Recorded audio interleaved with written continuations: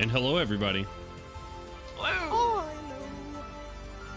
Hope everybody's doing okay tonight. Before we get started with introductions and everything, just want to say, there's a lot of shit going on out there right now. A lot of people, yeah, there's a lot of shit going on. Hope everybody's doing well and staying safe. I'll say that much, and then we'll go on about it. Hi, I'm Jonesy. I'm the Dungeon Master for Hard Knock Dice, or for our Eberron campaign, at the very least. And this is Tavern Talks, so welcome. Tonight we're going to be discussing roleplay in D&D, roleplay in campaigns, and what makes good roleplay, what makes bad roleplay, and some interesting aspects of roleplay that you could maybe make your character a little bit deeper, a little bit more thorough. Give it some meat. But before we dive into that, I want to let these fine gentlemen around here introduce themselves.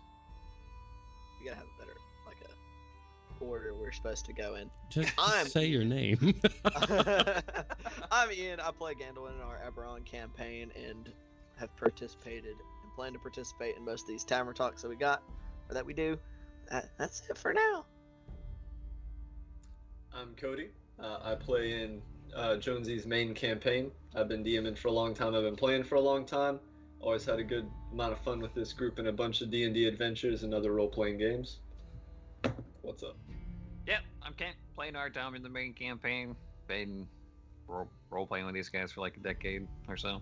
It's a pretty good time indeed. All right. Y'all. Yeah. So announcements, I don't think I really have any right now, other than we have some more stuff coming up, so stay tuned. Make sure you're following on Twitter and everything to get those announcements for when we do them. Some stuff coming up later this month, so make sure you stick around, drop a follow here. We're gonna have some more content coming to the Twitch channel, so be looking out for that.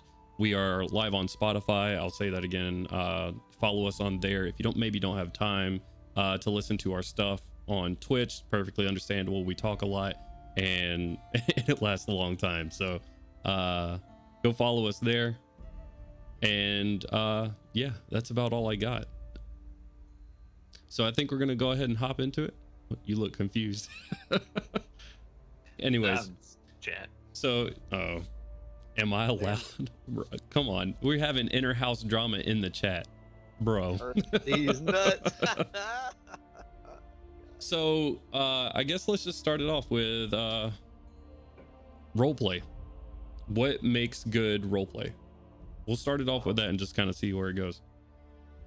That's an incredibly complex topic, and having been involved in a lot of these discussions with a lot of people in a lot of places from different gaming backgrounds, coming from different tabletop RPGs and different eras, like talking to some people from like AD&D and 2nd edition all the way to people who started on 5e. That can mean like incredibly different things to different people. And I think the first thing you need to identify is what kind of campaign you're playing in and what you need to be role-playing to, like what the DM's intent, what the group wants. And it's easier to decide how exactly you want to role-play your character when you know what kind of campaign you're going to be in. Yeah, I couldn't agree more. I feel like good RP is based off of the table heavily. And I mean, all of us play RPGs to have a good time, so it really depends on the table. As far as role-playing is concerned, I feel like a more specialized and kind of common question when it comes to like what is good RP comes from like a sense of getting in character and getting immersed, and can kind of be like sort of more, I guess when you ask that question, it's generally conceived as, you know, actions that are good at the table for characters that don't take too many metagamey stances and stuff like that. But yeah, 100%. You could say good RP is, you know, having really dramatic situations at one table, and then good RP is telling the right type of doofy jokes and slapstick humor at another table. Like, it's all a matter of how the campaign's set up and who you're playing with. Yeah, you can, like, you might have a one table or a DM, the way he's running the campaign, the way the players interact, or a good way to like get in character and express who your character is is through these like minutia descriptions of what you're doing and how you're doing it, but at another table that might just really not fit in and slow everything down, so you have to find another way to express your character's identity.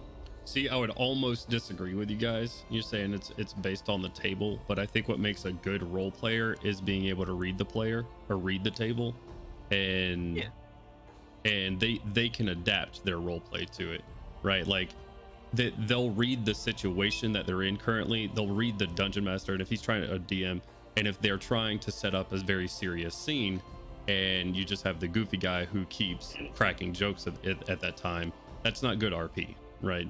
So I think it's more about reading more so than just the people you're around. I think people who don't role play in their games, who don't really like dive into it, they could still benefit from someone who's really heavy RPer at the table without slowing anything down or getting in the way. Yeah, no. I may have like misconstrued myself when I was explaining, which would not be a first. We all know that. I guess I was to summarize, like, there's not just one tool in the toolbox of roleplay. So good role playing means having all these tools in your toolbox and knowing when to use each one. Yeah, for sure. What's up, Avocado Knight? How's it going, man? And then I kind of also feel in that same regard that, you know, getting in character and characters themselves will naturally kind of have a tone for the table. So for you to have like a really serious character moment, you know, and then someone come in and be like, oh no, I slipped down the stairs. Like, sure, that technically could happen. You could have a goofy character, but at the same point, like if you have a character that just decides that he's going to make a fart joke in the middle of this guy being told that his, you know, family's been murdered or something like that, that I would see as being like bad role play on the degree that no one would do that in that actual situation. Yeah, and that's, I mean, that's just disruptive to the game in general, right? Exactly. Yeah, Right, like for sure. that's you're experiencing this big moment. Another player tries to either A, steal some spotlight, or B, make light of it. Like that's just disruptive to the entire mood of it. So I think a good role player just not only knows when to role play those moments, but also knows when to shut up. I think shutting up can be just as important. Right. Well, it's like, 'cause, like I can't remember if it was Ken was saying, it's like somebody in that situation wouldn't do that, and that's the thing, is like behave as your character should. I mean, you say that, but there are people in life that are like that, and they're just most dicks. Right. You have Those tend to assholes not in be real very life fun. and in D&D. Those don't tend to be very fun people to play with, period, though. If you're RPing a character who just is like that, who's just kind of an asshole, it doesn't matter if it's like, oh, you're doing it during that one month. Nobody's gonna like your character because he's an asshole all the time. Right. So something, and something I was going to bring up originally, and this kind of feeds into that, is, you know, we talked about having this toolbox and knowing when to use the different tools, both situationally, as Jones said, and, you know, according to the table, like me and Kent were talking about. In order to be able to properly use those tools in your toolbox, probably the most important thing that, like, anyone from someone just starting out, like, just happens across this video and they're hearing us talk about it while they're planning their character for their very first campaign ever, all the way up to someone who's been playing since 2nd edition and they've got like 25 years of gaming under their belt. Learning who your character is, like, not what they are, you can come up with a backstory, but like getting into the bones of actually knowing who your character is, getting to know your character in the same way you would know like one of your friends, is going to be the best thing you can do to help you determine when to use those tools and where. So, as I actually was having this talk with someone who's a relatively new gamer lately, and they were really struggling to get into character, and we had to sit down, and it was actually kind of an interesting challenge for me talking to them. And like, when I build characters, I've been building characters for a long time. I love building characters. I write short stories for them. It's a great time for me.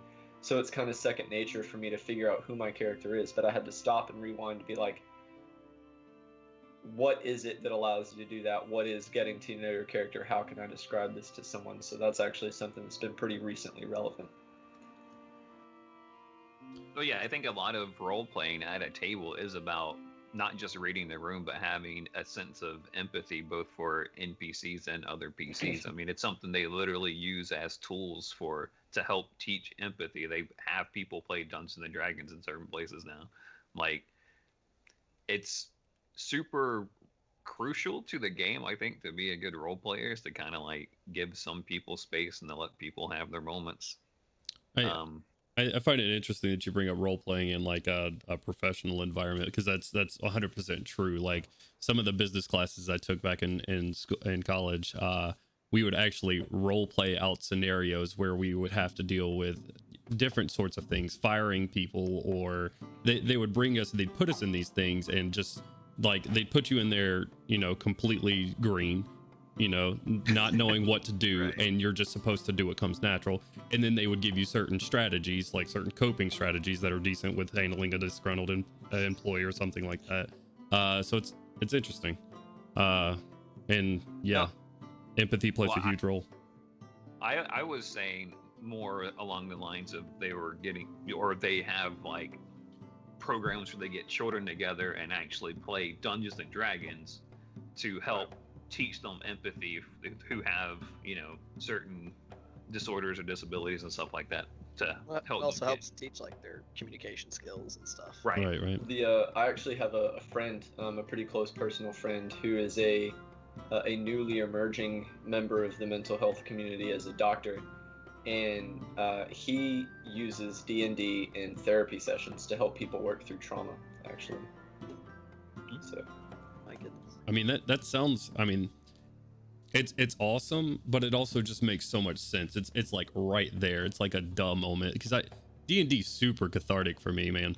Like any sort of like thing, I'll put shit in our campaign right now. Like I want to work through this. Let's see how they do, and it's super cool. So yeah. So we kind of talked about this toolbox. What are some of those tools? We've talked about empathy, talking about know when to shut up. What else? What else is in this toolbox of role playing? Natural raw charisma. I mean, you're not wrong. I would say empathy would be more of like a general skill. The knowing when to shut up is definitely a tool in that toolbox, and probably one I wouldn't have thought to bring up. So I'm glad you did. Describing your actions, the mundane ones, like everyone wants to describe in detail, like the exciting actions, the critical hits, or the big dramatic conversations. But I think an important tool that gets overlooked a lot is describing the little things, because that's what's going to create that ambience of your character. Like when your character goes and orders a drink, like what does it look and sound like? When your character like is walking into the store, what does that look and sound like? When your character is setting up their end of day routine before bed, what does that look and sound like? Right. And even if it's just a sentence or two, those little descriptions I think are an incredibly powerful tool in that toolbox. And this is why I love Liam O'Brien so much from Critical Role, because you want to talk about the little moments. I mean, even the big moments too, like little moment ambiance where he will talk about. He would take a second. He'll say, "DM, if you don't mind," and he'll take 10 seconds to say, "Caleb, go." You know, my character goes over there, sits in a chair, pets his cat, reads his book, stares off in the distance, goes back to reading his book, puts it down, and go to bed. And that will be the end of that role play. And that little flavor adds so much. And then you have big moments, like Where he writes entire books. yeah, like that too. But that was a good one. But my specific moment is he is being knocked unconscious at a certain point in campaign 1, and gives this like, and me and Ian were talking about it earlier today, gives this beautiful description about what flashes through his mind in those last moments before consciousness fades out. And he's like, I think about playing with my sister as a little kid. I think of my mother's face. I think of you know, this love interest's face, and it is fucking phenomenal, dude. So, but yeah, I really wanted to highlight the little moments, because those are the ones that, even with good role players, even with me, a lot of times, those are the ones that get overlooked a lot. So it's very easy when you're trying to get stuff done to not take just a few seconds to add a little spice. If I were to salt. if I were to add a tool to actually help with that, it would be write these things down. Take a moment out of your week before you hop into your D&D game. Like, look at a sheet of paper and just write something small down that your character kind of does day to day, small little habits that they have. In one session, just one session, pause the DM, take some narrative control, and say, "This is what I do." That could be a tool for you. But yeah, write those different things down. I think that's huge. That kind of leads into what I was saying, or leads back, I guess, to what I said about getting to know your character. Like, people write like full page, multiple page bios, but just because you have this backstory and this history and like these boxes checked of what your character is, those little narratives that you're talking about, that you're encouraging people to write off to the side, getting to know your character will help you to write those. And kind of in a self-fulfilling circle thing, writing those, sitting down to write those, will help you figure out who your character is. Like with that player I was referencing earlier, I gave him a series of writing exercises, like here's some questions, like think about these things. And at the end of that, he really felt like he knew his character a whole lot better. And it was things like what you were talking about. So yeah, you're 100% right on that. Yeah, I mean, I think it just goes to the matter of whenever you can take a moment to put detail into anything, it'll help you get closer to that. I mean, at its most base level, it gives you a deeper investment into the character, and it's going to make you want to portray it to a more accurate degree. Like, It also makes it feel more natural to do so. sure, Yeah. absolutely. I mean, like, you might not have a frame of reference and just sort of have a character act in whatever way, but if you're like, oh, well, this character had some tragic backstory with their parents and siblings, so it might actually, if you would have explored that in your background, have a completely different reaction to something that's unfolding in the scene. Things along those lines, which just add depth for everybody at the table. I think a main motivation helps a lot. Like, those questions that I ask you guys before I run a campaign, like, why are you adventuring? That's such a big question for any character. Like, why is this character moving out? And there's so many things that can branch off from that you can flesh out your character with and really get to know them, like you're talking about. But knowing that primary motivation, I mean, besides like survival or something like that, like Survive. Yeah. knowing that you want to keep breathing is a pretty basic motivation for most people. So, but a primary driving factor, because obviously you're driven, you're going out for some reason, and then just branching off from there. So I think that main motivating factor, once you get started with that, it's easy street past that as far as getting to know your character goes. I think it's the other stuff though that gets overlooked. So you say it's easy street, but a lot of times you don't. I mean, yes, you need that like center point, right? You have to have the cornerstone of your character. But the things that are going to guide those roleplay interactions, those conversations at the tavern, or like the chats we have on the boat, or maybe a random conversation with an NPC even, that's going to be things that usually don't have anything to do, and I'm not going to say always, but usually don't have anything to do with your main quest. Like, what are your characters' like hobbies? What are their preferences? What is their demeanor? Do they have any particular like speech patterns? If so, why? What is your character's culture? And I don't mean like just regionally, but their individual culture. Right. So those things, yeah, you do have to have that cornerstone of a main mission, a goal, a driving force. But just because you have that main mission, that goal, that driving force, like, there's been a lot of characters. I've made a lot of characters that too much of their identity was wrapped around that driving force. And then Right. you look back on that character later and you're like, there was no depth there. Right. No, and it's not supposed to be like that either. This is camera's off and it's bothering me. This is your starting point, and that's it. That's all I meant by that. That's not you need your starting point before you start the fleshing out. I think once you start fleshing your character out, it will all kind of derive off this side path. But I mean, as a DM, I start off with at least 3 questions, sometimes 5, for my characters, and it's, you know, what is your main motivation? Why are you adventuring? Kind of coupled into one. What would you kill for? And then what are your hobbies and quirks?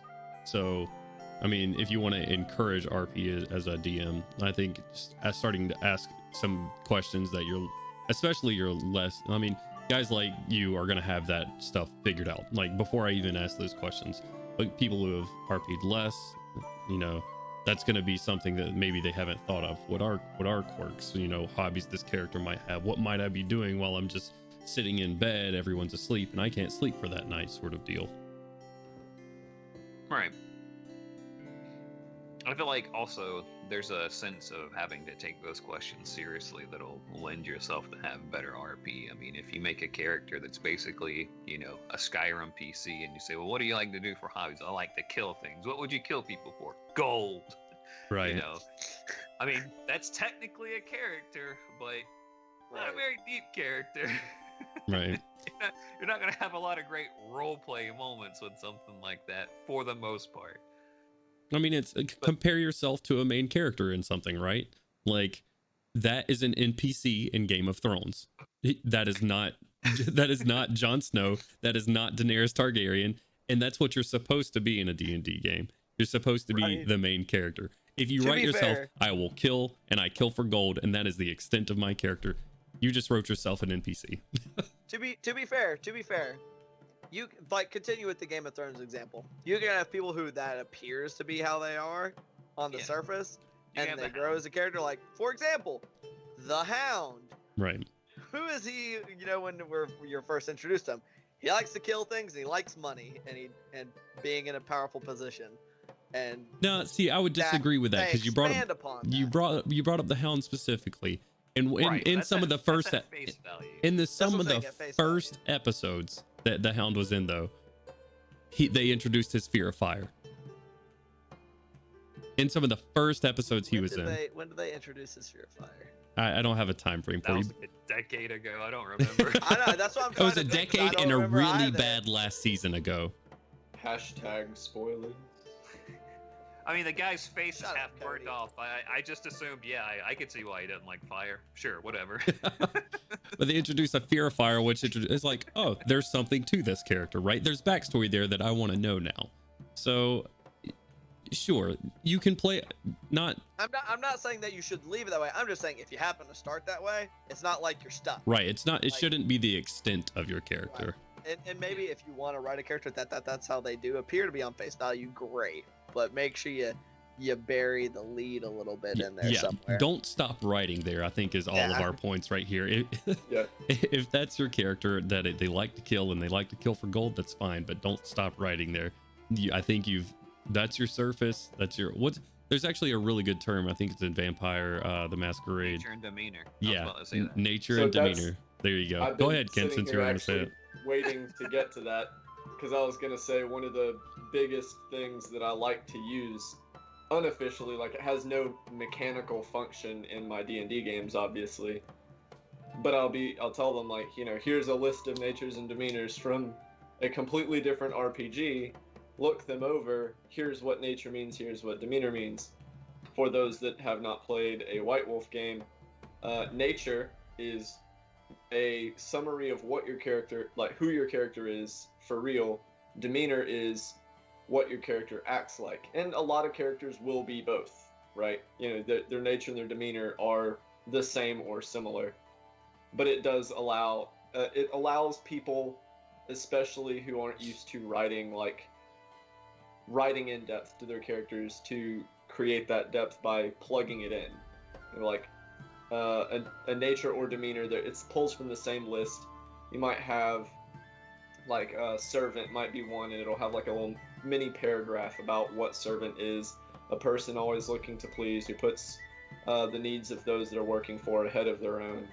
Or maybe like champion, be someone always looking for a cause, and they'll have little mini paragraphs, and you can drag and drop into who they are and how they act, and whether or not that's the same thing. Right. Yeah, that's actually very valid. Like, and that's a good way to inform you, especially if you're newer to role playing. That was something I was just thinking about. Is like if you're new to role playing, really look at the like for 5e for example, like your bonds, ideals, and everything, and look through those, because those, at least for some of them, can be really good for informing like some of the smaller, like even some of the smaller interactions. Because there's some in there that it's like, this is not something that'll be valid all that frequently, but if you remember it and you remember to kind of like RP it can be really good for those little stuff. Yeah, Like, I think there's a lot of good stuff in there.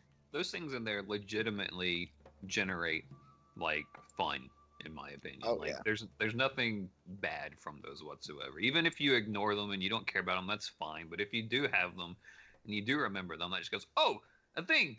Yeah, I anger easily, and this guy bumped into me when I was getting beers. Sure, let's Okay. start a bar fight. Whatever. On the flip side of that, you can take your bonds and ideals too far. I think Oh, most Oh, yeah. definitely. like Oh, yeah. the guy that gets bumped into at every bar and starts a Oh, yeah. fight Just at every always bar. starting a fight. Yeah. Right. So Yeah. as much as those things are helpful tools, I mean, it's the old adage, everything in moderation, right? Like you want good role play, and you want to do these things, and you want to flesh out your character, and maybe your character's a hothead. And I think it's sort of on the DM there. Like if your character is a hothead, maybe you should chill him out a little bit. Like put a guy in a bar that's not necessarily to be fucked around with. Like have your player fuck around and find out. Or you can have your players fix that for you. I remember one particular campaign to where I ate a ranger's fingers because he started a fight that we shouldn't have had. I just ate his. I mean, I was playing lizard folk, so I bit his fingers Yeah, off. I ate his fingers. That definitely needed more. You can't just. Yeah. You can't lead with that part. He was a little gnome. He said, "Give me the fingers." I think we were playing an evil camp, like an evil party, and they were just like some people passing along the road, and I think my character was neutral, and it was just one of those, we got a mission to do, don't deviate from the mission and we'll be fine. And this guy was like, let's start combat, and I was like, no. Listen, sorry about this guy, fight fingers off, we good? He's not gonna ever do it again. Okay. Have a good time. Yeah, I think oh man, yeah, players handling it out, that can devolve quickly. That you gotta you have to like, get all this PvP. yeah, I mean, that's when you get really experienced role players, I think, that would take on that sort of task. Because if you're going to confront another PC and have a very serious argument, like so much to the point where like lines are going to get blurred between character and player, you definitely need an experienced role player to take that task on. So because if you just get a couple of newbies, they're going to end up screaming at each other, dice are going to go flying, like it could devolve very quickly. Stop thinking about the game real quick. Yeah, it can be. In that particular situation, like I said, I think it was an evil side campaign. So I think it was kind of like, you know, your first day of prison, start a fight with somebody so nobody messes with you kind of thing. Like everyone was still doing the party. I'm like, okay, now you know I'm about the mission and let's get down to business. Sometimes a cargo hold needs to happen, you know. Oh no. That was the end of roleplay. That's actually a negative example. Yeah, definitely. Positive experience, negative example. Well, I feel like we can't leave people dangling, wondering what the cargo hold experience was. Can we? So no, we can't and we shouldn't, because this is the antithesis of role play and is exactly what you should never do, but we did anyways. A couple of players that may or may not have included me got very tired of some role play that was happening. It was just constant silliness, and it was a Star Wars campaign. We were playing Star Wars Saga Edition, and a couple of us were playing playing the campaign. We were doing what we were supposed to do, and it just we were going for the story, but everywhere we did, it was just like this fucking, I don't know, this parrot on our shoulder that just kept squawking bullshit at us.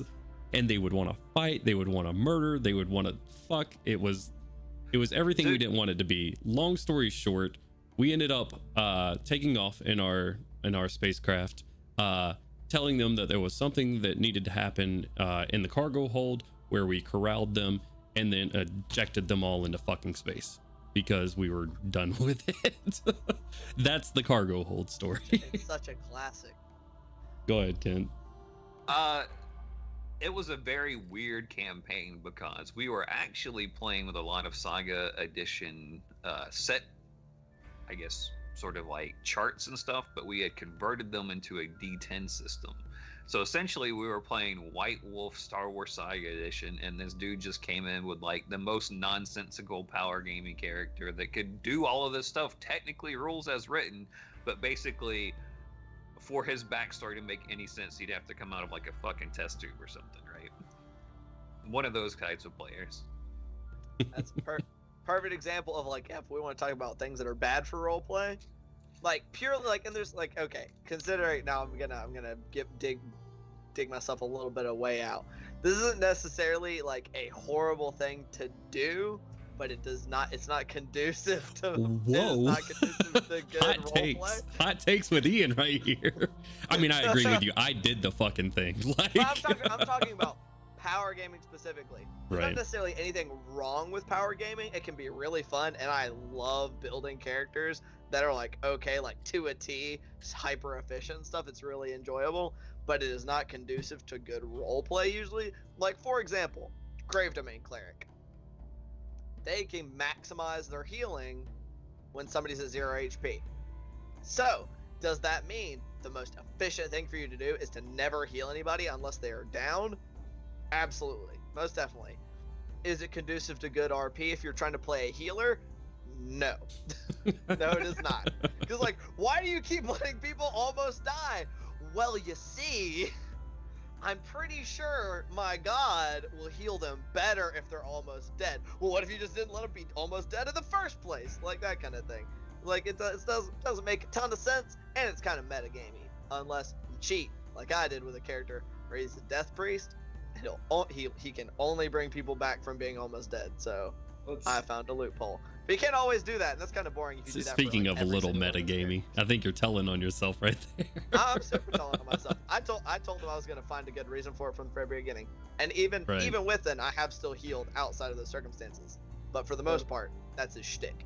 He's a death priest. Like, he's not just out here resurrecting people. That's why it's the some other DM in a forum was like, role playing, or I can't remember. He's like, playing to the narrative is good without power gaming. Playing to the narrative, I guess, or role playing and power gaming is good, but power gaming without role playing is not good. So, yeah. I mean, there's some tables that you might go to that are just like, hey, we've got a dungeon, we've got characters, let's just hammer through this thing. Well, and some basic war games, and it's fine if you want to have a power game character and you're not really there for really any actual role play. That's completely acceptable. But in this particular case, this was a guy that had super stacked his character into a very power gamey method, and then rubbed it in everyone else's faces in a really in-character, obnoxious manner. So I wasn't even upset that the players just PK'd the crap out of this guy because he was a very obnoxious person in character. Like, in character, it was pretty logical. They were all criminals, and he was a loose cannon. He was an unwanted element in their heist. That's why I was saying that. And he technically already completed his job in the mission, so I mean that's just more cut for them. So hey, I mean, man. Technically good Loose roleplay. ends. Good job. Loose ends, baby, loose ends. And I wasn't, with nothing I've said so far, was I trying to disregard those mechanically focused campaigns. You said, they're more like war games and everything's focused on how. Sean, thank you for the sub. Hey, I'm sorry to interrupt you, Cody. I appreciate that sub, my guy. Much love. So I wasn't trying to disregard those kind of games where it's more focused on being, effective and a good team and getting through the objective, and it's, mechanically oriented. Those are a perfectly valid game type. I just really don't see this tavern talk as necessarily, or most of these tavern talks, really as focusing on those kinds of games. So Fair. it's almost they're the same system, but those mechanically focused games and a really narratively driven game are almost like different games. Right. Right. Sean, thank you again, my man. I appreciate that sub. We're pretty small, so any little bit helps. Thanks, buddy. Thanks, man. Now, I will say something that is just shit in general, and is especially shit for roleplay. Metagaming. Just pretty sweeping. Just doesn't work for roleplay, and it just kind of makes shit more shitty. No, there's times you should metagame, but 98% of the time you shouldn't metagame. But yeah, Like, there are certain situations where you should metagame. Yeah, I'd like to hear the examples on that. Like, there's a reason for you to basically hold up the entire party and bring the game to a grinding halt or something like that, right? I don't know how much I would say yeah. that falls under metagame. I guess it technically is. I So guess this is something like Wait, let him continue with his example, because I'm not grasping onto it yet. Okay. Like, I'm trying to think of like a really more specific example that would make perfect sense. But let's just say for the sake of role play, like, hey, we wanted to get this thing, but we thought it would be easier if we stole something, and you have like a character that's technically lawful good, like lawful paladin type kind of character, and he's like, well, he stole it, so I don't think we should help this person. Like, well, he's a person sitting right next to you in real life. Like, yeah, I honestly don't think that we should help him. This is session 1, and I said to you guys, so I don't think we should do this in the first place. I mean, I guess you guys could go and save him if you wanted to, but I would legitimately call the town guard on you, right? Like one of those type kind of situations. Like, I'm not a criminal, and I don't want to be associated with this character anymore. So you're talking about not campaign ending. Not like, oh I yeah, think I that's different. People. I would call that something different than metagaming. Yeah, that's what I was like. I've never thought about those situations as metagaming. I thought it was like knowing when to knowing your actions your being changed out of OOC knowledge, and the OOC knowledge knowing that that's a PC rather than an NPC. Because if it was an NPC, like, fuck that guy, let him rot, and they're like, yeah, let him rot. But like, nah, not if it's like, oh yeah, that's Cody. He rolled a natural 1. No, see, I would still disagree with you though, because people aren't that black and white for a lot of situations, especially like, oh, my rogue stole something, right. I'm never talking to that guy again. Like, so this is a rough that was a really broad example. Yeah, I got it. I think what Ken is getting at, and correct me if I'm wrong, is that so metagaming is using outside knowledge to affect in-game actions. Yeah. So the concept of applying that to keep the campaign moving forward, like one example I have that was something that happened is we had a character. It was I had our custom race in this session. I was DMing, and the custom race were these like big angry bug people, kind of like chitinous orcs or whatever. And it was a very angry roleplay character, and gotten a lot of fights and stuff. And in one particular instance, instead of like going all out in order to keep things going, he instead just like growled and bowed up at the guy and like shoved past him and kept moving instead of starting to fight. So all of the aspects of your characters are like on a spectrum, like how angry they are, how righteous they are. Everything's a spectrum. So if you say it's like 1 to 10, and you know your character, you're not changing the spectrum that your character's behaving on. But if your character would usually, in most aspects, react at like a 10 or a 9, if you know it's going to suit and make the game better for everyone, or help keep things moving forward, or work better for the story, maybe tone it down to like a 7 or a 6. I would I would disagree. I would say that's metagaming.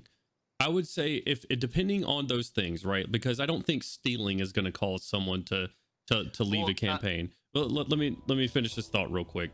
I think what you're saying, Cody, is metagaming in a sense, because I'm going to tone down what my character may do. I would say what it should depend on is the situation. So if you're role playing a really like strenuous moment, as in my party is about to kill this commoner, right? The commoner knows something he shouldn't, but other than that, he's innocent. And you're sitting there, you're trying to fight your party, and your party's gonna do it. Your character walks away and he's done with them forever. Like, and you're okay with that? Make a new character. Like, I don't think there should be certain things you compromise on in character, because I think that's just as metagamey. Right, in situations where it's not going to be so extreme, but like if it's a smaller behavioral thing, like there, realistically speaking, you know, the way Milo in your campaign was written, there have been multiple situations where technically he would have just walked away or not been involved at all, but instead the way I chose to play it out was he gets involved, but he's scared, he's frightened, he's chittering, he's maybe hiding behind another player. So I took that 10 that he might usually have reacted with and just toned it down a little bit, and I've still brought through the flavor of the character while not inhibiting or causing problems for the story or the campaign, which is a form of metagaming, but that's, I think, the difference between toxic or counterproductive metagaming and using metagaming as a tool to improve the experience for the players and the DM and yourself. Yeah, it's a fine line. Go ahead, Kent. Well, You're scratching your chin. I know you got something to say. It's And you know Kent's got something to say when he starts warming up the jaw. I'm sorry, man. Go ahead. there's also fun metagaming when you use the exact same knowledge of metagame just to make a more interesting moment, right? You know you're going up against X creature and you specifically do something towards its weakness to make it a more tense moment or something like that, right? Anti-metagaming. Like, yeah. I mean, it's still technically metagaming by its very definition. So, like, the DM says the dragon's breath hit a 6, and you're like, okay, well, I'm still gonna go over here and talk to these 2 people that are locked up in a cell and try to get them out. And you're like, oh, that's a fucking terrible thing to do. You know its breath weapon is back. Like, yeah, I know it, but I want to do it anyway because you have outside knowledge and you choose to not act against it or to act in a negative manner. Well, that's anti-metagaming. I agree with Cody on that one. That's not metagaming. That is doing what your character would do regardless of what you know. I feel like metagaming is more in the realm of using outside knowledge, like, and I guess technically by definition, acting on any outside knowledge is metagaming. But I think in the general sense, like how it is used colloquially, it is meaning like using outside knowledge to benefit yourself or your party. Yeah. It's using it for your benefit. It's using that outside knowledge for your own benefit. Yeah, it's almost in almost every single context you see people talk about it. That's what they're doing. It's like if you recognize based on your DM's description what monster you're fighting, you're like, oh, make sure you're using fire spells because this must be a fucking ogre or troll or something that has regeneration or something like that. Right. It's like that's almost always what I think of as metagaming, and I don't think you really need to slap that label on stuff that's like, okay, yeah, technically by like the raw definition of fucking metagaming, a lot of things fall under it, but I like I guess the negative connotation associated with the word.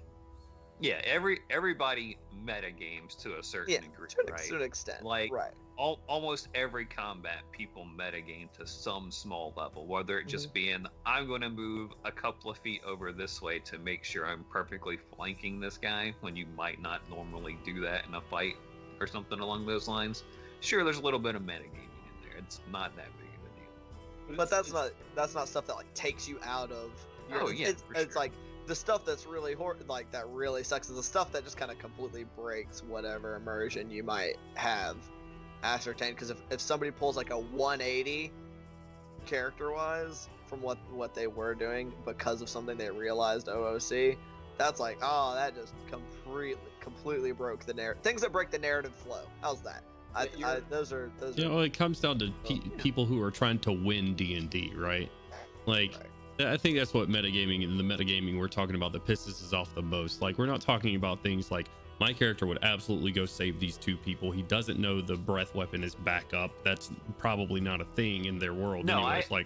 In that example, I mean, like, if you were a character that was normally just like might just run in and tank and spank, or just run around and try and flank, and you're like, oh, I know its breath weapon is up, so I'll make this moment with it, type kind of thing. Right. Is what I meant there, not acting as normal. Right. To the cinematics. Right. Yeah.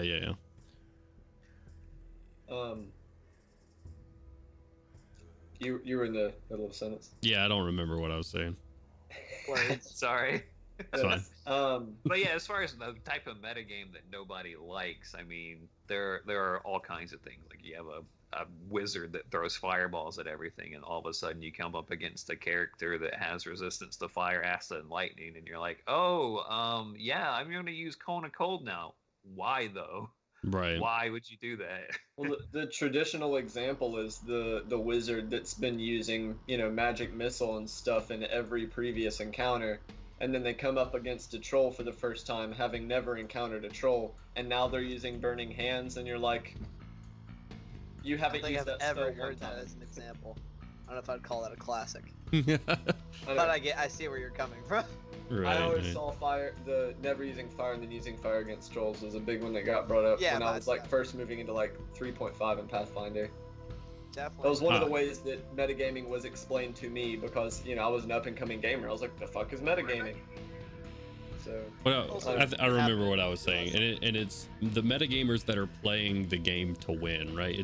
It's D&D players that are trying to win at D&D. It's not something you can do. The way you win at D&D is having fun and telling a good story with your friends, but they want to be the person that does the most damage or knows the most things or whatever the case is, and it really hurts roleplay. But I feel like we've stuck on metagaming for a while as far as something not to do as far as RP. It's a big thing. I mean, it really is. I just went out of focus. It's a big thing as far as your roleplay goes, and I would say it's hard not to do. as far as it's absolutely it's really hard not to do, to act on something that you know is going to happen, but you have to act against that out of your your best interest. That's super hard to do. So I mean, if I were to put a percentage on it, like 98% of the time, metagaming should not be happening. Like there are very, very seldom circumstances where metagaming should be considered. Right. Very few and far between. Yeah. I would just say in the subtext of good roleplay, definitely understandable that it's hard not to do sometimes, especially when you can hear what everybody else is saying. So if you have if your party split or something, you're trying to find your party, it's really easy to go, well, I know what's happening to them. Yeah. Because they're sitting right here fucking next to me at the table talking. But you gotta do everything in your like, power to try to act not on that knowledge. Right. The previous session when I sent Barrick out to look for people, I mean, I was like, okay, in character, yes. I mean, in character, I didn't know if there would be anyone outside. Out of character, I did know that Gambler was outside. But I was looking for Milo as well, as one of the people that wasn't there. Well, it's like, and I could have stopped stealthing. Like, there wasn't a realistic reason for me to just come to hide, especially using my clay. I could have made it easier or something, but like, you gotta stop the temptation. Yeah. So we got metagaming in our toolbox. We got fleshing out characters. We got motivations in our toolbox. What else is in there? We have small moments in our toolbox. This is gonna be our RP toolbox right here in front of me. Just to fucking talk. Someone else wants to throw something in the hat. I've got another, but I'll give someone else a chance to. That's what I was saying. Just fucking talk. Just basic acting. Just talk. In general. Yeah, just speak. Like, just being. For like no. Whether it's a different tone or an accent or just expression on your face. Just literal playing a role. Yeah. It's good or bad, it does not matter. Just doing it. Yeah, 100%. I talked about it previously when we did our DM philosophy discussion, but throw on an accent. That is one thing that I think should be in everybody's toolbox as far as role playing goes. It helps you separate yourself from your character. You know that when you throw on this accent, I am becoming someone else. and it helps you separate so much, and helps you get in character on a different sort of level. So throwing on that voice or that accent, however you want to do it, like alter your voice in some sort of way. Such a small and powerful tool. It doesn't matter how stupid your accent is. Slav, exactly. Like, hey, it just works. It's super effective. Like, and if a word or something helps you, like Slav helps Ian get into his Russian accent. I say let go of my bicycle, or that's my bicycle, man, in Russian, to help me get in my Slavic accent. Like, the little things help. But taking on that voice or that accent or something like that, something to alter your voice, or can't even said facial expressions. Even if you don't change your voice, change your facial expression. Say your character's missing an eye or something like that, or missing a lot of teeth. There are certain things you can do, like with your mouth and with your eyes, that just bring that out, and it helps you switch from I am Jonesy to I am Erish, or I am Kent to I am Artie, however you want to look at it. But I think it's a super helpful tool. Yeah, people who watch or listen to our main campaign on Spotify are missing out on the 40% of Milo's roleplay that is just cringing and wincing. Yeah. Yeah. Oh, Thanks. make side comments in character. Like, which is a lot harder to do if you're playing in an online game, because unfortunately volume is kind of universal. A lot easier to do in like at an actual table, but make side commentary in character, because even if not everybody hears it, some people might, and if that's what's relevant, like if you're like sitting next to somebody and like you guys are next to each other while something else is going on, you like just make a comment to your buddy to the side. That's under the umbrella of like just keep talking. Like make sure you put your 2 cents in. Yeah, like that's the big thing. Just talk all the time. I've remembered the other situation of positive metagaming is when you include someone who hasn't been able to interject in roleplay for a little while. So if 3 characters have been doing a lot of roleplay and you go, "What do you think, person?" Yeah, that's a good example of good metagaming. Yes, also that is a good point. I will definitely. I don't even know if you have to label that as metagaming. I think that's just experienced players doing what they should do. So we're getting into the nitty gritty. We got like 4 hours here. Come on. Yeah, what Ian was saying about keep talking and add those side comments and stuff.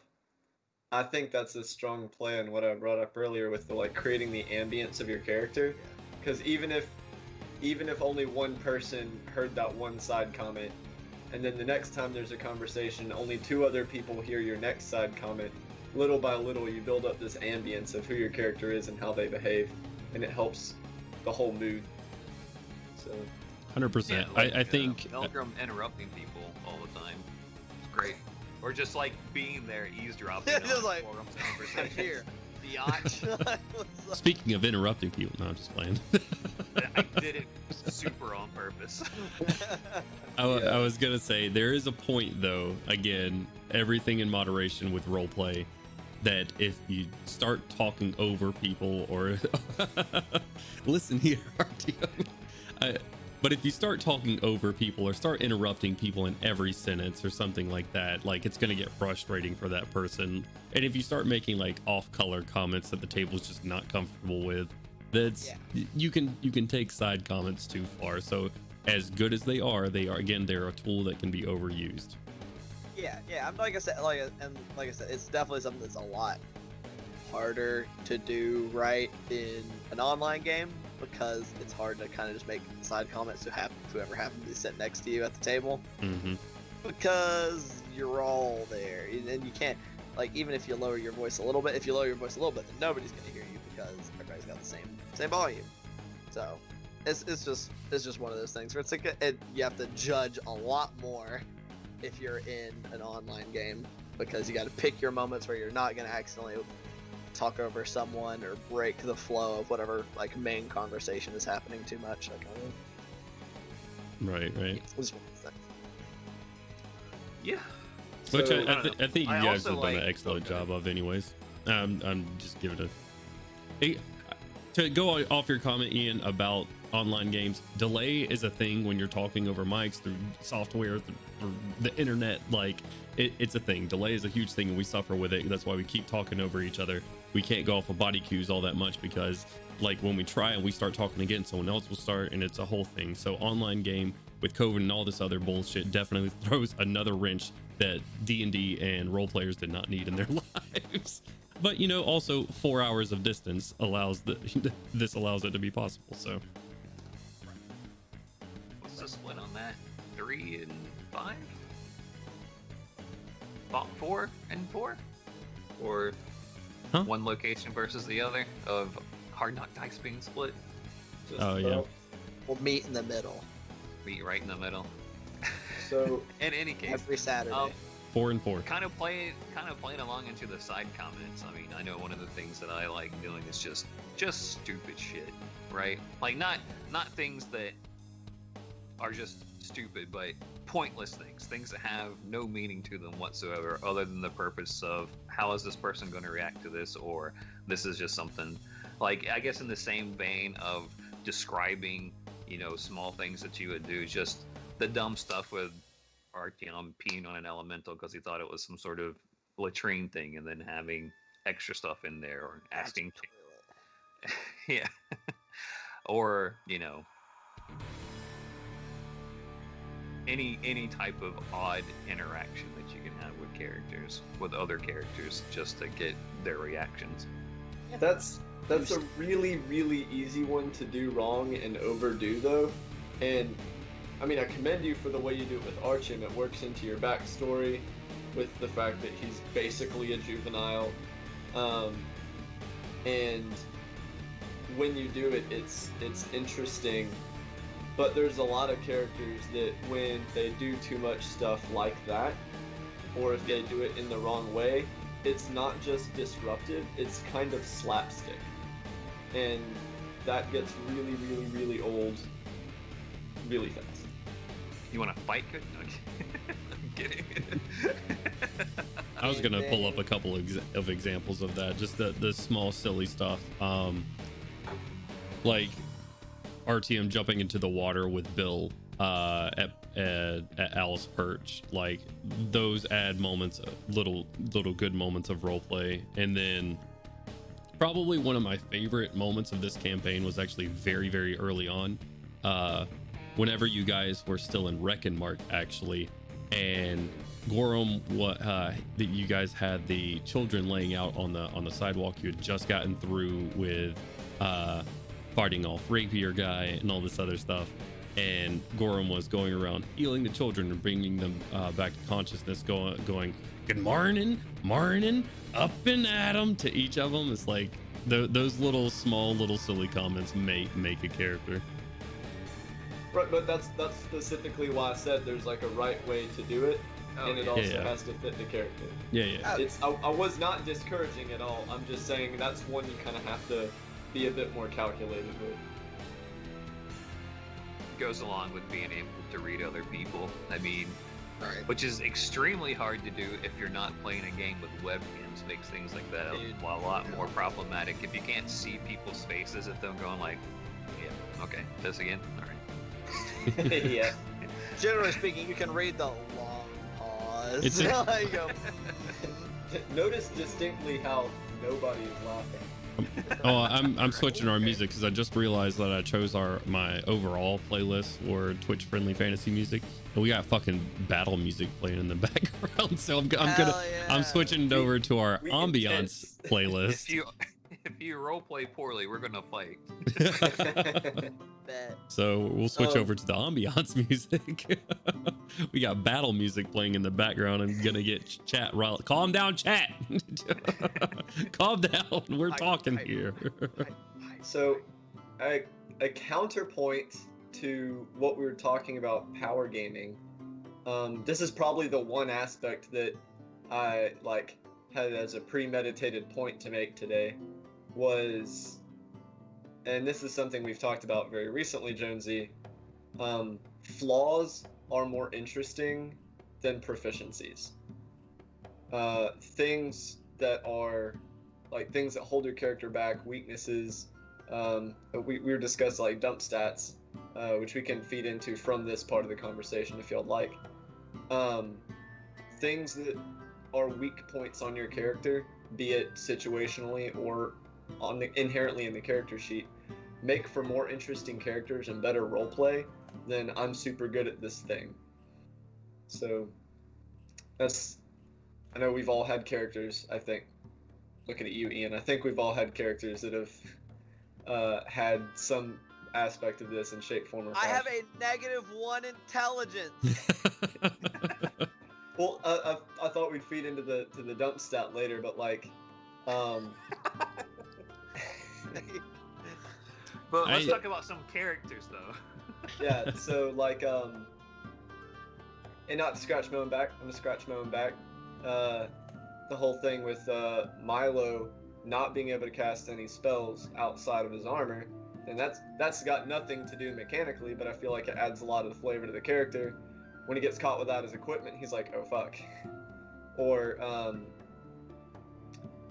when you had that Warforged character, Alex, in one campaign that was a literal child, and there was no mechanical reason for you to automatically be failing all of these knowledge checks or have no idea what's going on, but it sure as fuck made for better roleplay and more interesting experiences. So, and it's those when the player holds themselves back, not necessarily because the rules tell them to, but because it's part of the character that they are role-playing, that is more telling and makes more of a positive impact than here's a really good thing that my character is good at. Like, I don't think I've had y'all all know I've played a lot of sniper-based characters. I don't think there's been a single sniper character I've had where that aspect of their personality just made a really good roleplay scene. Not one.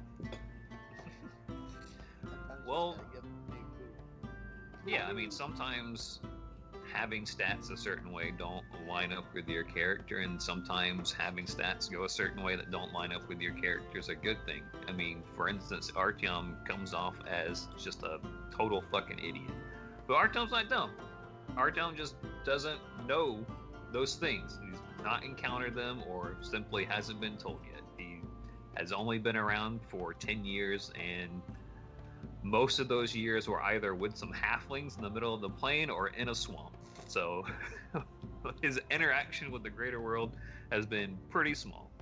But I also like that you're willing to learn, right? Like, I think that's what causes those little flaws or whatever to be a good thing, is that like when Artyom goes into the bar, stands on top of a table and says, "Where's child traffickers?" Like that sort of moment, and then like he slips the barkeep some money, and then things go his way. Like, and then I tried to bribe Matilda later. You're right. But the general concept of flaws are more interesting than being good at things.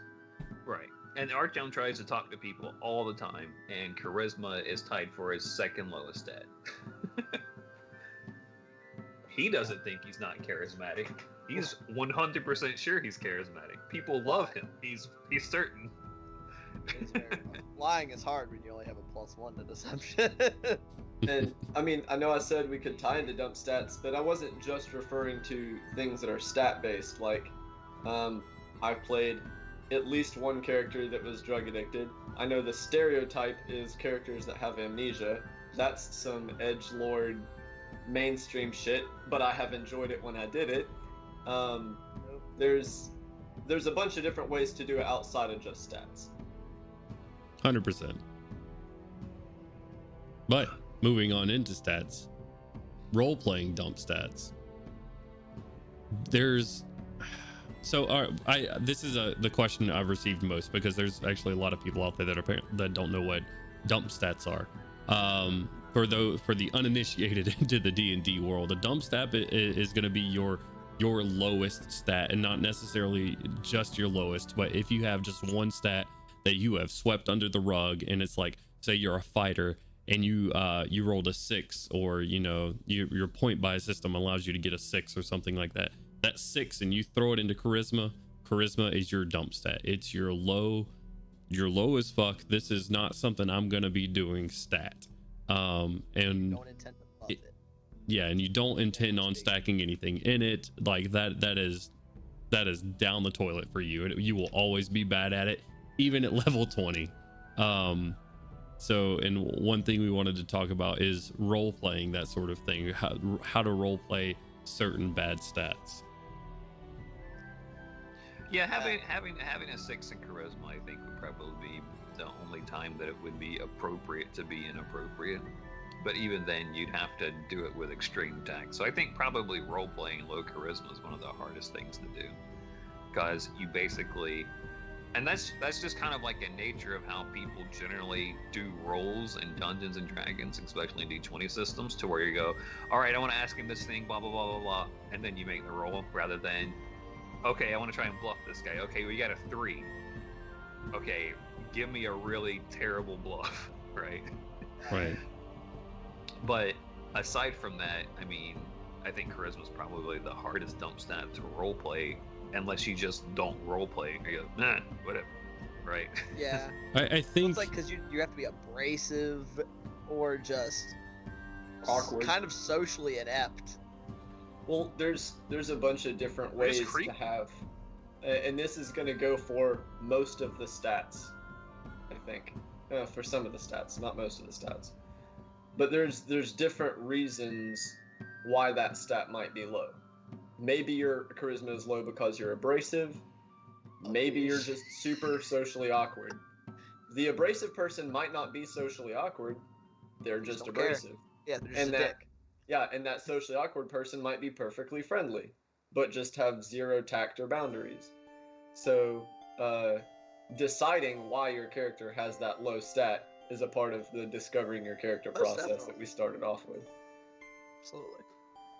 Yeah, I think the physical stats are all way easier than the mental stats, in my opinion. I was actually gonna go there. I think once you decide why your stat is that way, the way it is, that's gonna make your life a little bit easier. Once you have a dump stat, you need to go ahead and decide why is it that way. 6 in charisma is because I yell at everybody. Maybe you don't even know that you're yelling at everybody. You got, hearing loss or some shit, and you're just really loud all the time. Whatever the case is. In real life. He's not talking about Gandalf. I'm just a loud ass bitch. That's why it's so easy to roleplay Gandalf. I'm actually stupid. It works out. I definitely agree that mental stats, your wisdom, your intelligence, and your charisma are incredibly hard to do in a way that is conducive to the game and to your role play. They are just super difficult to role play and not piss literally everybody off in the party. Yeah. Because it's so easy to just act fucking dumb all the time and really piss off everybody in the party. Well, it's what my character would do. Right. You're gonna Not have everybody has the charisma to make intelligence being so low as like Travis Willingham, right? Right. It's very true. I also choose to look at it as like a lot of people will be like, oh, I'm dumb, so I'm gonna do dumb things. Like, okay, just because you're not like smart doesn't mean you don't have common sense. Because that's how, a lot of times how I kind of look at wisdom. Wisdom's kind of like your instincts of like, hey, that just is not a smart thing to do. Like, don't stick your hand in the bear trap.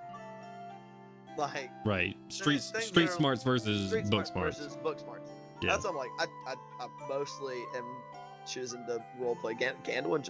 Never went to school. Like, dude's he don't do numbers real good, but he's not like a complete dumbass. Like, some of my favorite moments are watching you struggle not to say like more than a 2-syllable word, like. When you were struggling with presumptuous, it's like, I really want to say presumptuous. Gandalf wouldn't know that word, so you're sitting there and you're like, you're like trying to think of something smaller to say. So yeah, it's really difficult to do it and do it well. It is really fun to just say, I don't know what that word means, though. Use something else. Like when somebody says something, like, I have no idea what that is. One of my favorite roleplay dump stats, not only was it not my character, but I was running a game for some friends back in college era, and it was with no one that's even in this group, and she had made a wizard, and her dump stat was wisdom, and we actually had a lot of fun. Well, I, as the DM, had a lot of fun and enjoyed the story she told with her character. And the way she did her dump stat on wisdom was, it wasn't that she was incapable of being observant. It was just she was so obsessed with her studies, because she was an academic style wizard. So she was, always had her nose in a book or whatever. And so it was, described that whenever she failed a perception check or whatever, it's because either she was actively reading a book, or she was thinking about some formula and was just completely daydreaming. But it was outside of just roles. She also role-played it in situations where there were no roles. They're in the bar and someone has to say her name several times to get her attention. She's like, oh, whatever. And taking those dump stats and putting them in situations where there's not dice being rolled, but you're still expressing that, is something that she did really well. And I always appreciate to see, both as a player and as a DM. Because you have to, when it's rolling, no one is making you roleplay that when there's no dice being rolled. So it's really commendable, and it really adds a lot of flavor when you choose to do so. I would say it's having a very high intelligence makes it easier to roleplay having wisdom or charisma as a dump stat, because you can just be arrogant as fuck or dismissive as fuck to other people. And it's like, boom, wham bam, thank you ma'am, done. Playing high intelligence can be hard, because I gotta be like, man, my character would know way better than what I do. I ain't got a 20 intelligence. You just gotta do the best you can. Yeah, you gotta hit him with the Doctor Strange and just call someone a bachelor's degree. Like, like that is it. I mean, it is not necessarily Doctor Strange being uncharismatic or anything like that. In that moment, he was, but yeah. Yeah, that's a good example, though. I mean, before his accident, he was like, "I don't give a fuck off." Yeah, fuck y'all. You can't do this. Watch me. That's crazy. Go away. Might not have been very wise of you there, Chief. Also, just as another thing, just like little small things that you can do that don't have to be like these massive things for your character to change the way they act. Like, I had a character that had an 8 constitution, and they just had a constantly running nose, just all the time, just every other thing that they said, just sniffling. just stuff like that. That's good. Dexterity's easy. Clumsy. Yeah. Knock shit over all the time. Trip a lot. And I've definitely seen like the low whiz wizard being completely absent-minded, just wound in their thoughts constantly, just going around like, oh, sorry, I didn't even see that. I was just thinking about this. I was thinking about how to blow up a whole forest. What made her impressive, because a lot of people will describe it that way for the roles. The reason I told that little anecdote was it was impressive the way she played it away from the dice. I'm saying what Ken was talking about, that doesn't even have to be rolls. You could be walking down the street and be like, oh, whoops, I bumped into somebody. Oh, my bad. Mm-hmm. Yeah, for sure. It just be like that sometimes. You got better shit to think about than like looking where you're going. That's stupid. Like being in a den of gnolls. I mean, did you leave the oven on? Wait a minute. Guys, Wait a minute. Leave. We have to leave. Back at the keep. We gotta Back go. to the car. We're back. We're in the middle of the thing. I don't care. The Oh, oven man. may still be on. We've been on the road for a week. I don't care. If it's burned down, it's burned down. But I need to know. Yeah, I think having the dump stat reason before you start in a campaign, when you have a dump stat, when you have a negative to something, I think we should talk about the flip side too, though, in a moment. But I think when you have a negative, a 6 and 8 in a stat, before you start that campaign, think of why, have that reason why, and write down little moments you can have with that dump stat. Tripping over people, maybe you just make off color comments with a low charisma, within reason and with what your table accepts. Just have little moments planned out for your character. Writing stuff down gives you a couple of things to look at. It also gives you a chance to reflect on what you're going to do before you actually do it at the table. Because if you're going to just do something at the table, I think a lot of the time, and I've said it before, that you're very reactive whenever you're role playing with a lot of people.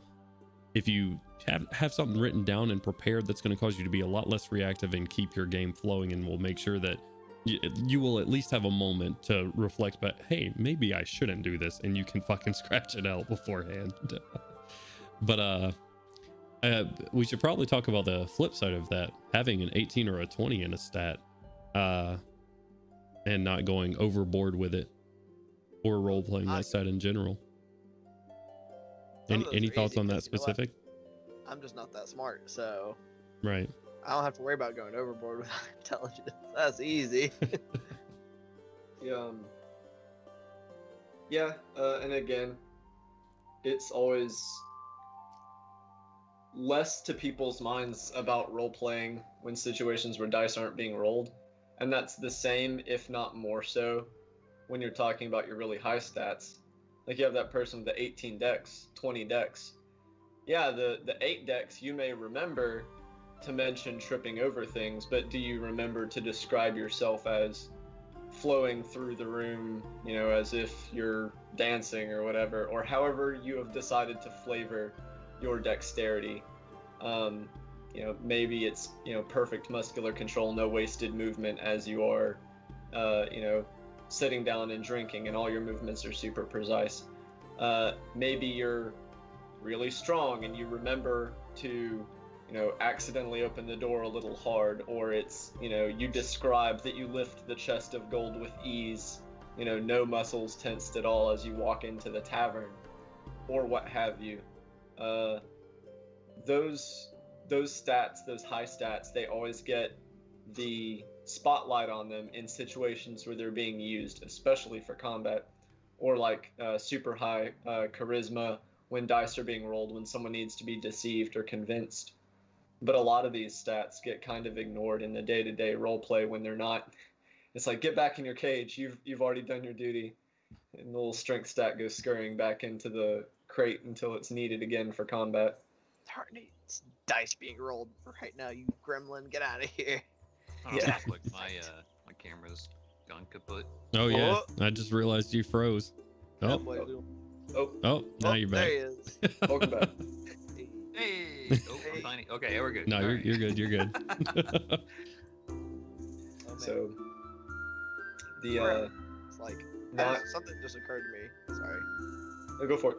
I was gonna say something that be thinking of the ways that your high stats or even your low stats, I guess. But I like this for high stats is where you place your proficiencies with your skills, because if you're a 20 intelligence wizard, you technically will have a pretty decent investigation roll. But if that's not your focus, that's not like, of course, like maybe he's okay at it just because deductive reasoning, he can put things together. But what he's really smart about is fucking magic. Like that's his thing. Like really into investigating magic because and so you have proficiency in Arcana and knowledge Arcana checks, because that's what he does all the time. He's doing magical research and stuff like that. Or if like you're a ranger or a druid, you have a really high nature or survival, but for whatever reason you didn't put proficiency in perception, right? For roleplay reasons, let's say you didn't put your proficiency in it. You're still pretty aware of your surroundings, but that's just because. But your focus is, I'm really good at tracking animals, or I'm really good at like with herbs and identifying plants and stuff from nature. So you focus a little more on those. That'll come down to what direction you build your character. You can think of that beforehand. You can be like, okay, well, I want to make my guy, like, I will be pretty good at this thing just because I have a high stat and they happen to correspond. But that doesn't mean you necessarily have to role play it super hard. Instead, choose to role play super hard the things that you want your character to be good at. Because that's the thing, you don't necessarily have to put a ton of emphasis on something just because you do have a good stat in it, just because they happen to correspond. Like there's nothing saying you have to do that. Yeah, right, for sure. Yeah, and it can be just as hard role playing the 20s as it is the 6s and 8s. I mean, like I have a 20 wisdom with Artyom, and he does not pick up on a lot of social cues, so it's hard to be crazy empathetic with him, as Kaushik knows for sure. You killed your dad. Ah! Oh shit. But yeah, so I mean, it definitely has its like, I hear things good. Yep, that's 20 in wisdom, guys. Woo! And I think it comes down to stuff. it comes down to just knowing your stats mean more than one thing too. I like, you have a 20 wisdom, it doesn't necessarily mean that you have to be an empathetic or necessarily a wise human being. Like your perception, you know, as far as, it depends on, and I think it calls back to what Ian just said, it depends on what you've been doing, right? Like Artyom has been tracking down shit in swamps and forests and all this other stuff. What he hasn't been doing is hanging out and trying to meet the social graces of people. So, hey, what's going on, Brittany? Stares. She's looking at you. But yeah, I think having a 20 wisdom, you don't necessarily need to have that. I have a 20 wisdom, so I have to be good at all these things that wisdom, you know, branches out to. No, that's, I mean, not necessarily. Like, I think it's perfectly fine to role play your character. Okay, I haven't been around people a whole lot, but so my wisdom is going to pertain to these certain items. Right. I mean, it's the same way as you can still have an attractive character that has a relatively low or middling charisma. Just maybe they're quiet or they're bossy, whatever. Yeah. They do something that makes people not like them for some reason. Maybe they are very arrogant. They're pretty. Maybe but they're dicks. Maybe, you know, like, they might be rather large and rotund, but still have 18 dexterity, like Rufus or something. Right. I mean, if you want to talk about, like, and I just want to give examples, and I know we're giving Critical Role a lot of examples here, but that's just because they're kind of the gold standard of what we do, of any sort of role playing. But if you want to look at how hard it is to role play like mental stats, I would like to, Liam and Sam specifically, like Sam Riegel as a person is super charismatic and he plays a very low charisma person. I think he does a bad job at playing that. Like, I think he does a bad job RPing low charisma, plain and simple. Liam's character in this same campaign has a relatively high charisma, and I think he does a bad job of RPing that at least in the beginning, of having a high charisma. So if that sort of just kind of puts it in frame for anybody, like these aren't easy things to do. I don't think any of us are saying that either. Role playing, especially mental stats specifically, it's a hard thing to do and takes practice. So even at the top tier, they fuck it up all the way to the top. So don't expect to succeed on your first time trying to role play like an 8 charisma or whatever. A lot of that can be helped with, so talking about that player that I've actually gotten one of my campaigns right now that was having a hard time figuring out who his character was. We got together a list of like 7 one-paragraph scenarios, and it wasn't like writing a full short story, but it was writing like a chunk. Ian's playing in the same campaign, and I sent some of those to all the other players because after I got done preparing the writing exercise, I was like, well, this is a great idea. I haven't done any of them. That's fine. But the sitting and looking at that scenario, and then I think one of them was like, you know, a drunk man, you know, stumbles into the bar. I don't have the full paragraph with me right now, obviously. But when you're not running sessions, because like general will take me like 2 to 3 sessions to really get into and get to know these characters and figure out how I'm going to be role playing them all out. But if you want to give yourself kind of a jump start on that and figuring out these low points on the dump stats, these high points on the high stats, how you're going to be playing those in situations with or without dice rolls, don't wait for a situation to present itself in a session like tell a little short story. It doesn't have to be a big 3-page short story where you're describing this big in-depth mission. It can be like 6 sentences about some guy who bumped into you at the bar. It can be, 8 sentences about how your character reacted walking on the road and he found an injured puppy on the side of the road.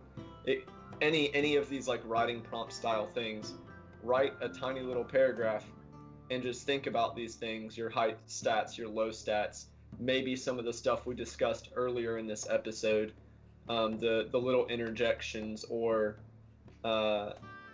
anything we've talked about in this episode, and you can apply it to these little exercises, and it'll help you get into the zone before you've already had to face it in a session 12 times.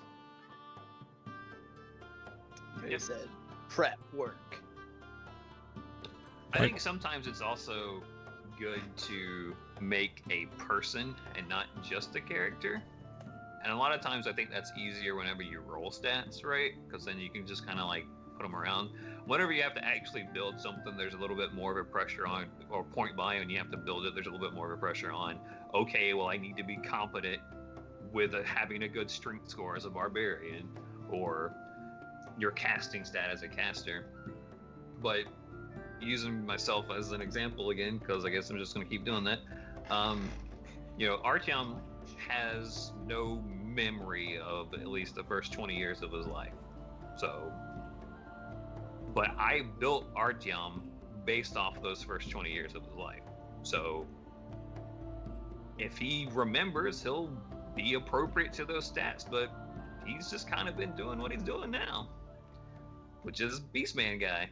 And there's no telling what type of druid he was beforehand, but he has no clue how to do any type of elemental shit or anything like that. But he is stacked. He's stacked to be a caster. He has low charisma, low constitution, and a magic item to buff up his strength.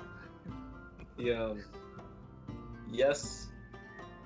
And kind of how I build characters, and not to say this is the best way to build characters, the right way to build characters. This is just how I build characters. I don't make a character at all insofar as what you're saying, like with stats and classes and stuff. I will generally write a person, like a story. I haven't picked a class. I sometimes haven't even picked a race. I haven't thought about, I don't even touch my stats till much later, my skills. I design the whole character, and then after I've got the character and their story and who and what they are, then I stat it, right? Kind of like I'm in a lot of D&D Facebook groups and stuff, and a lot of things that's real popular is someone will post a picture of a character from popular media, like a Lord of the Rings character, a TV show character, and they'll say stat this. And, everyone kind of collabs together to figure out what their ability scores are going to be, what their proficiencies would be. That's kind of what I do. I build the character outside of D&D and who and what they are as an individual, from both a capability and a story standpoint, and then I stat them. And I know a lot of people do it literally the opposite, and that's perfectly fine. I just know that for me, this is the easiest way for me to come up with the story and get into the nitty-gritty and be the best role player that I can be. I think I'm probably the person that does it the exact opposite. I build a character and I make their stats, and then I start correlating reasons and stories behind the stats rather than here's my broad picture and going down to the nitty-gritty. I start to the character sheet and I build out from there. So I mean I'll start with a basic concept in mind with most characters, but other than that, I find that branching out and coming up with good reasons helps me interconnect more things than working from out in. But again, personal preference. There's no right or wrong way to make or role play a better character. It's just whatever helps you. So there's more things to put in your toolbox there as you're trying to figure out how to role play better.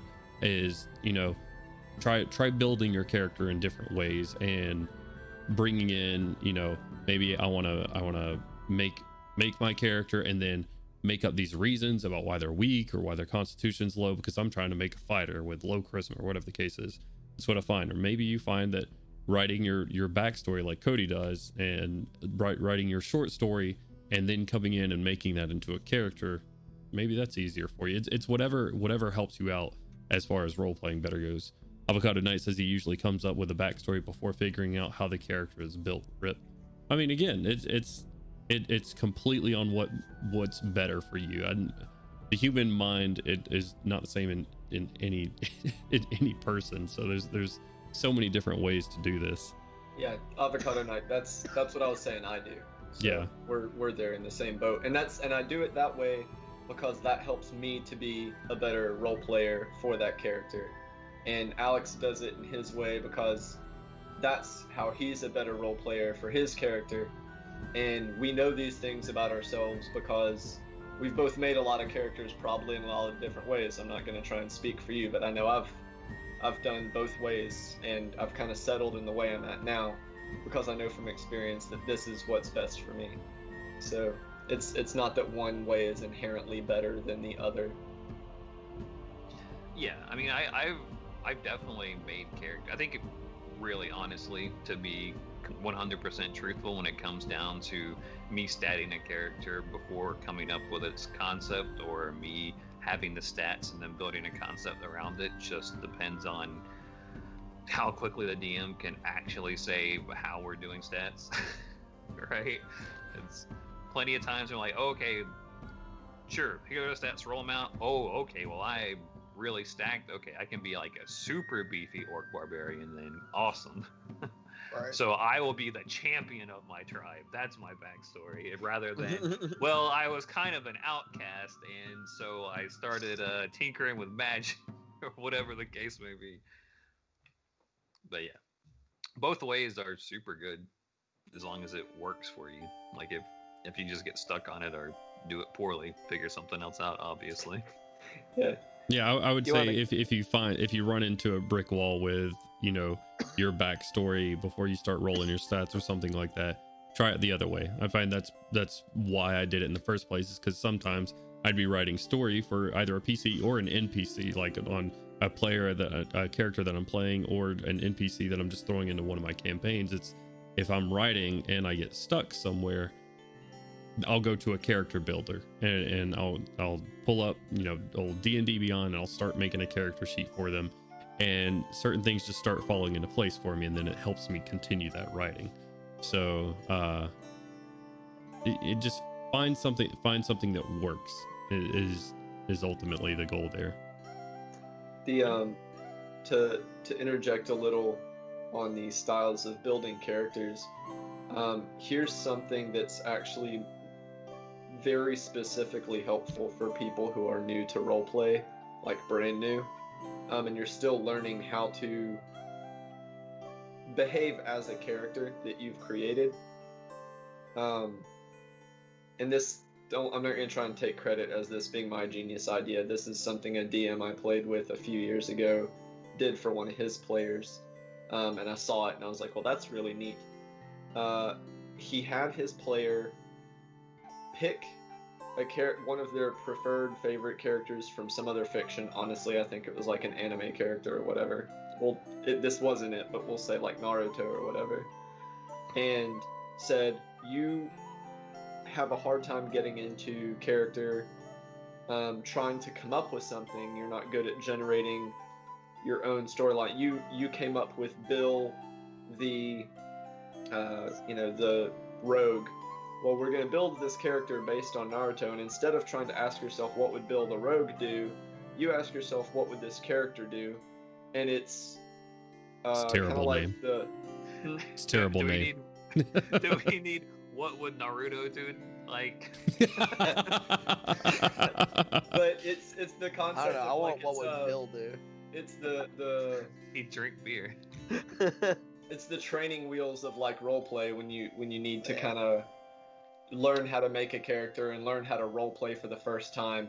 It kind of gives you that easy guide because there's already a bunch of content to pull from. Oh yeah, So, when in doubt, steal. Yeah, 100%. When in doubt, steal. But like fully steal. And I'm saying this for the new players, people that either have not roleplayed before or have not gotten into their characters before, know that's something they struggle with. You can pick a character, and then just for that campaign, just stick to that character. And if it grows into something else, great. But that'll be maybe the impetus you need to get yourself into the headspace of being another person, right? You're not thinking of yourself as, you're not Jonesy playing Jonesy, you're Jonesy playing Batman or something. Right. I agree, Avocado Knight. That was some good roleplay, 100%. Having someone decide that the character they'd like to emulate was Deadpool, and then proceeding to give a bunch of drug dealers the multiple pineapple surprise was pretty great. I'll sell drugs here. Yep, a grenade. Yeah, that definitely is one of the best ways to like get yourself started. Or if like you're struggling with something, like, okay, what if you have like if your build characters kind of like me and Jones do, where you start with your archetype, you have a character concept mechanically, but you don't have like their RP or their backstory done. Like, hey, who's somebody that I know of in fiction that like somehow like fittingly kind of aligns with this character's archetype, and then kind of use that to inform some of how you want to make them as an actual character. Right. I know. Leaps and bounds. Yeah, I always prefer, for me and for other people, to have their characters fit into their backgrounds, regardless of which direction that they come from.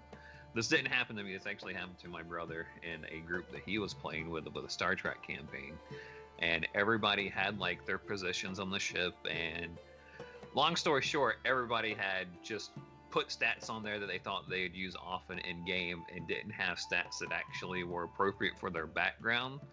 And so the DM like manufactured this masterful situation to where they were cut off from all of their subordinates, and they basically had to use the skills that their supposed training gave them, and they were failing miserably. Like the captain was supposed to be like a hotshot pilot, and he had a horrible pilot, and just all of these catastrophic things just coming up in the session, and it was a beauty to hear about. Yeah, and just horrible. Hearing about it, I derive a certain sense of satisfaction and vindication. You fool. All right. That's rough. Any other tools that you guys got as far as roleplay goes? RP warm up. RP warm up. Yeah. Go ahead. Yeah. Take that one away. Just in general, that's such a nice thing, because. Well, explain what it is. Well, I mean, and the thing is, it can take different forms. Yeah. Like, just for an example of like something that I've done in a couple of groups now, and it's you just go around the table, air quotes table, online. You go around the Skype call. Yeah, you go around your players, and you'll start with one person, and they'll ask a question in character to another person, who then has to respond in character. And you just go around in however way you wish until everybody's asked somebody else at least once. And because you do this because it can help you before you get in the game. Because sometimes when you just go straight into the game, especially depending on how frequently you play, it may take a minute to warm up those RP muscles. You just have dead moments. Yeah. Whereas if you've done this, and this very specifically, you might have people who might not jump in because they're not comfortable. Like, they're like, oh, I'm not feeling very good about my RP today. Well, it's like, okay, well, you've been forced to kind of warm it up a little bit, so you're more likely to jump in and say things. And some of the questions that are being asked might prod something loose that it's like, oh man, this, like, that makes me think of something that I want to do RP wise in the campaign today. Stuff like that. It's just super helpful. Plus it can just be kind of fun, because you like, this does not necessarily have to be information that y'all don't know. Like, there's a lot of downtime in D&D. These could have been conversations and questions that have just been asked, and now y'all just know it. I feel like our RP warm up is the Swiss Army knife of D&D, because so useful. Yeah, it's so useful in so many different fucking ways, right? Like you're talking about. It's not just a matter of getting in the character. It's a matter of fleshing out characters, like asking characters something they might not know about themselves. Because I know Gandalf asked Melgrim last time in our campaign, or right when we were doing RP warm up, what are the wolf totems? Like, what do those mean? It's not, and it's okay not to know these things. They're just kind of there, and you can make up something on the fly. That sort of improv thing that can lead to later OP, RP rather. Different acronym. Yeah, that's what I was going to say. In a lot of situations, RP warm up can just simply get your improv muscles flowing. Oh yeah. Just get you already set in that groove, rather than having to cold start in the middle of the campaign when someone asks you a question. You just, duh. So that's the main benefit. But I like what Ian said about how he said it knocks things loose that you might not have thought about before. Yeah. So like talking about the whole thing with the wolf totems, if we're going to use an example that's already been brought up, I know at least for me, and I assume for most people, like you're not going to know every single little thing about your character. If it's a character that's 32 years old, you're not going to have 32 years of backstory necessarily right there, 100% ready to go. And there's going to be things you don't think about until someone asks you. And I usually bring this subject up in reference to world building, a completely different subject, hopefully one we'll talk about at some point in the future. Same thing, but just smaller scale. It's like when I'm building a setting, I will usually force my rough draft on someone to be like, read this and ask me questions, and like what questions, and like any questions, because there's going to be things I'm not going to think of to answer until someone else asks me them. And RP warm-up is invaluable, moving from world building back to RP. 100%. For that reason, there's things about your character you might not have thought about, like, oh god, I guess that might have been a hobby of my character's. Or, now I know for a fact my character hates carrots. I didn't know that 5 minutes ago, but now I do. So, Fucking carrot. yeah, right. So, Get him out of here. Or cats. I also think it's a good That's tool. a real life thing. You can't just project that. He's like, oh. I think it's a good tool also for dungeon masters to kind of herd their players in, because I mean, all you guys have DM before. There's that moment where everybody's sort of sitting at the table or in the Skype call, whatever it is, Discord call, wherever you're playing at, where everybody's just sort of sitting there having conversation, blah blah blah. So, and RP warm up helps you kind of say, okay, guys, let's bring it in. This is our world now. And it kind of shrinks everything outside of the room. Everything goes dark on the outside, and it brings that story in to that table where you're starting to ask your characters questions there. So good tool on both sides. Helps you focus up. Cracks open that dusty leather-bound novel that is the fantasy story y'all are about to tell. For sure. So, Avocado Knight says, I've enjoyed the variant. Slam it shut. Avocado Knight says, I've enjoyed the variant where you ask OOC questions for responses in character. Helps build awareness. I forgot we started doing that like later. Yeah, more recently. I have like that, because you can, if you've been doing it for a while where you guys are asking each other questions in character, you can you may end up struggling to find questions that maybe your character would ask, and instead you just OOC, you're like, okay, well, here's something that Ian wants to know about Artyom, but Gandalf might not necessarily give a shit or ask or even know to ask, so you fucking toss it out there. And then that is less useful for like what characters might now know about each other, but it allows a lot more fluidity for, you know, just asking questions and that wouldn't normally be asked, because it's something that, you know, players are gonna be thinking about a lot more than characters necessarily. So that it's a solid strategy. It's just more one-sided. So you might want to go around the table twice so that everybody gets to speak as themselves twice, or speak as their character twice. I mean, right. RP warm up is a very, very flexible and extensive tool. It can be so useful because there's so many different things you can do for it. Like, I mean, you could even, if your DM wants to, you could, and you know, if it's something that y'all prefer, you can be like, okay, here's a situation I want you guys to RP out as a party. Go. Yep.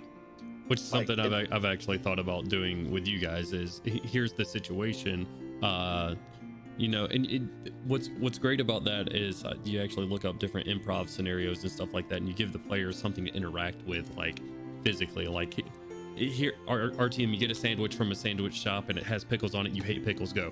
Like however you want to do it, right? Like giving you something to interact with. How would our team handle this situation? And yeah, I hate pickles. but it. you get where I'm going. Yeah, like there's just so many different things you can do for it. It can be so versatile and just helpful as a whole. I don't see any reason not to do it at any table, unless for whatever reason your table just fucking hates RPs. Y'all are a bunch of bitches. Fuck you anyway. Jesus. Calm down there, buddy. Never. Calm down. It's just, and I get, and like it can, like, cause it doesn't even have to be that long. It can be a few minutes. Like, and maybe it's one of those things where like, oh, I don't want to take time away from the game. And it's like, hey, just spend like three minutes going around the table real quick. So everybody's creative juices flowing. 30 seconds per person. 30, 45. Like, yeah, it doesn't have to be anything crazy. Like, it's like, that's part of it. Is just, it's a no pressure thing. It's just say something, just talk. It's not exactly like circling back to that. Just talk. It doesn't have to be stressful. It doesn't have to be high impact. But it is for a lot of people. I mean, I think it's easy I to say know. just talk for a lot of us, but there's some people out there that legitimately struggle with it. So, forcing yourself and encouraging those players like that, and taking your more experienced players and trying to coax it out of them without being, too aggressive can be something, rather than just saying, "Hey, just fucking talk over there." Like, you can't go overboard with it. You just gotta, because it is hard, but it's one of those things that just it gets easier as you do it. Yeah. And so just even if it starts out as something little, like you just say a little bit of something every now and then you'll find yourself being able to say a little more something. I think a lot of what makes it intimidating to get into role playing when you're new is you feel like, because what most people think of when they think of like RP moments when they're first getting into it is like those big, like the big things, right? And it's like, so then, and those are hard and intimidating to do if you haven't done them before. So it's like narrow your focus down to like the smaller stuff, because then that helps you like grow your confidence a little at a time. It's either that or you blow your narrative load, right? Like, or do that. You can have this big moment that you've built up, and then you just kind of squander it because you haven't practiced and you haven't gotten to that character or anything like that.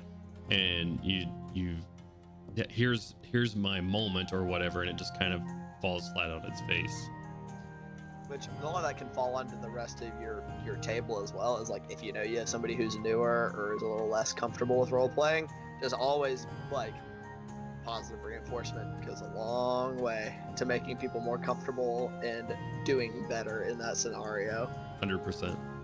That's actually a big like growing point with me fairly recently.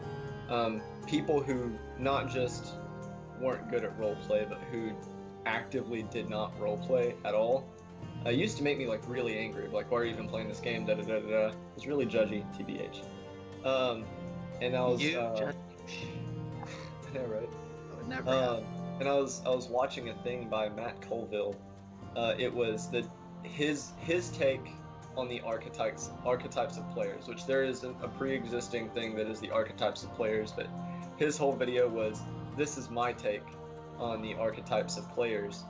And he went through the full thing. I don't remember, there were like 14 of them or whatever, but the one that he went over, and he made the really good point of not The to audience think really member, these right? people, the audience member, the people who are here, they are present, they are enjoying the experience, the storytelling experience as a spectator.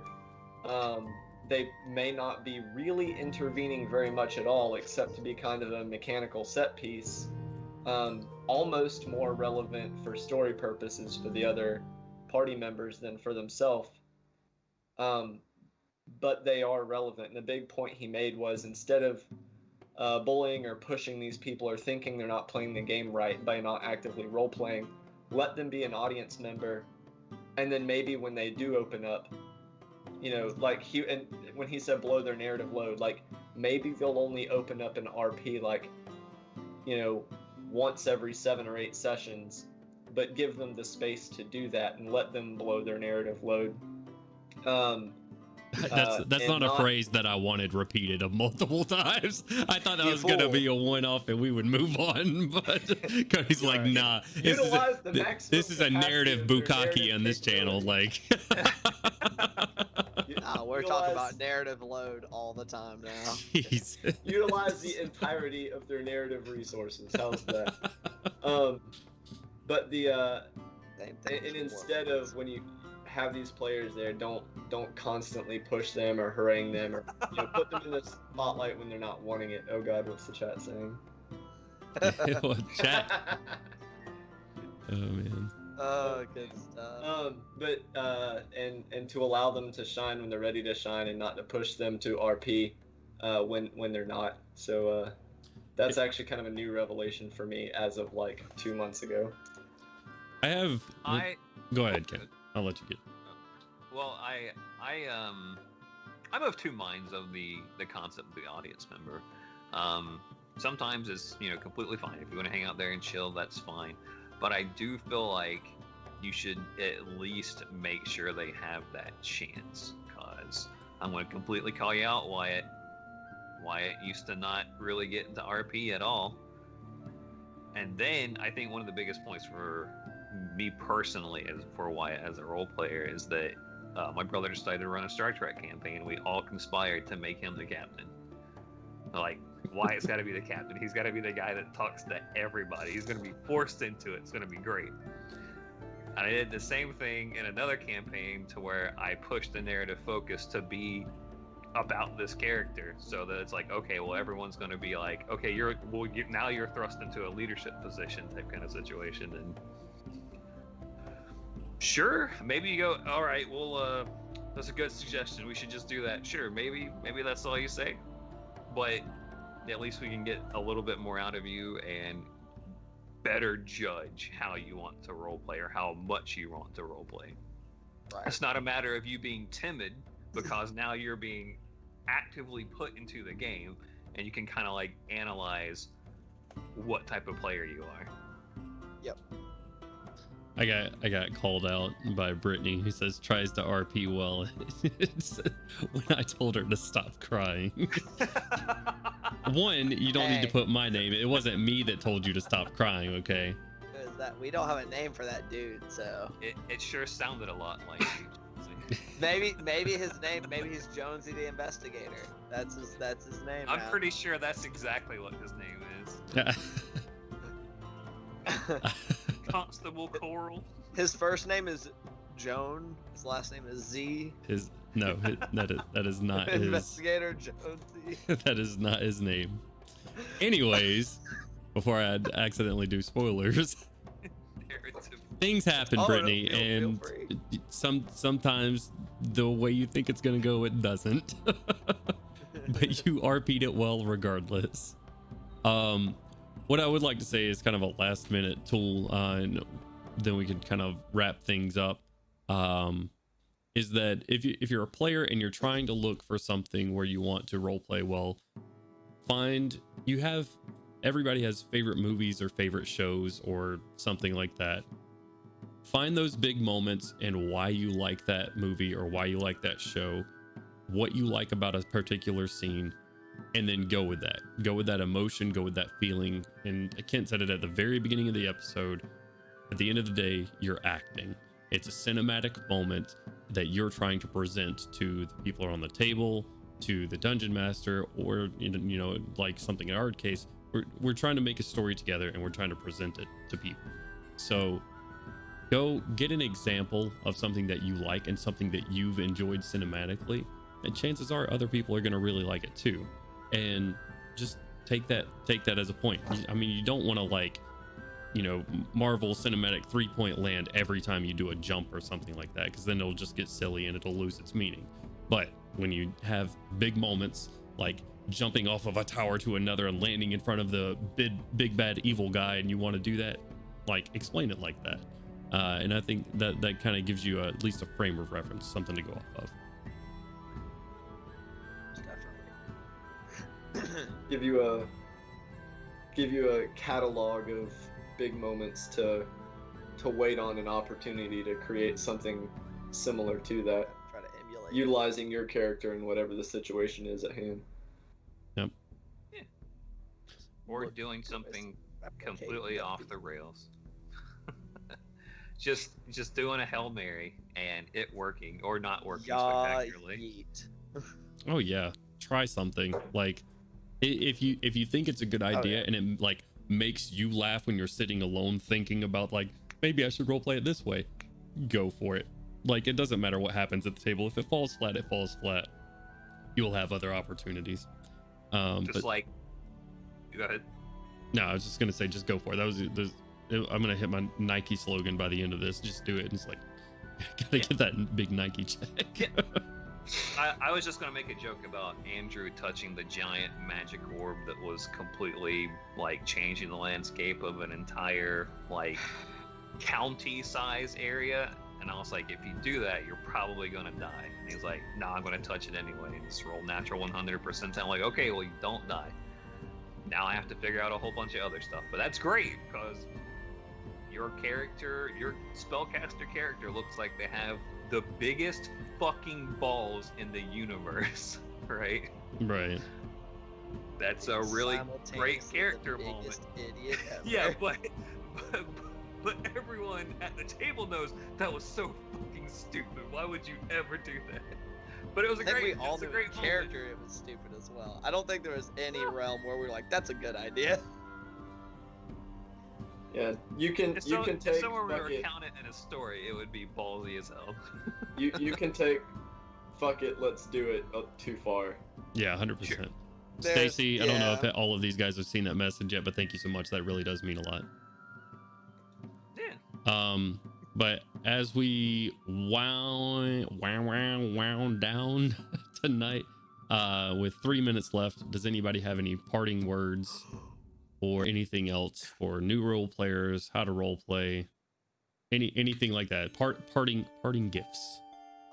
If you're not RPing because you're scared it's gonna make you look dumb, just fucking do it because it does nothing but enrich everybody's experience at the table. If anybody makes fun of you for it, they're just a dick, so don't play with them. So that's the exact thing I was gonna say. Yeah, just do it. Do a silly voice or make silly faces. Squint one of your eyes if you're one-eyed, or just have a pop eye or whatever. Do silly voices, make different gestures, and then people make fun of you for it, then they can go fuck themselves. Most people though, it'll just make it more fun for everybody, and perhaps if you have more people who are also nervous, it'll get everybody else also doing that thing because somebody else is now doing it. So your role players are lemmings. Tell them to get on your level and keep doing it. Don't let them make you ashamed for being a better role player. Bottom line. Because all it does is make the game more fun. So I had a couple of points I really wanted to make. I was given the opportunity to make them, so I was about to say, if you didn't get to make them, fuck you. So Too bad. We've been here 2 hours, man. You're gonna have to spit them out quicker than that.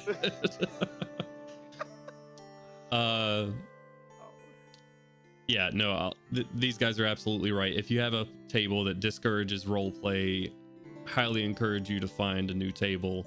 I've been lucky enough to be introduced to this game with everybody that you see here, who has always encouraged roleplay, and we've just gotten better at it over the years. And we've always encouraged each other to keep doing the same thing, to keep doing the stupid voices, to keep doing the dumb faces at the end of the day.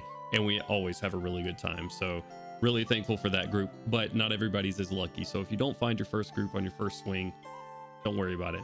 Leave them. There's tons of people that play D&D. There's other fish in the sea. Yeah, tons of people that play D&D. And guess what? They're literally all trapped at home right now. They have nowhere to go. So go find them on the internet and trap them like in a Skype call and make them roleplay with you. I guarantee plenty of tables who are like, we need more players. We only have 3 people who want to play. Oh man, plenty of tables need more willing participants. So. It's like shooting Swalhagen in a barrel. Anyways, we will get out of here. Everybody, please stay safe out there. Crazy times we're living in right now. Don't let it stress you out too much, as silly as that seems to say. Stay off the news a little bit. Make sure you're drinking water and getting sleep and all that good stuff. And unless anybody else has anything to say, we're out of here. Not at this time. Take it easy, guys. Much love. Have a good one. Bye. Bye. Bye. Later.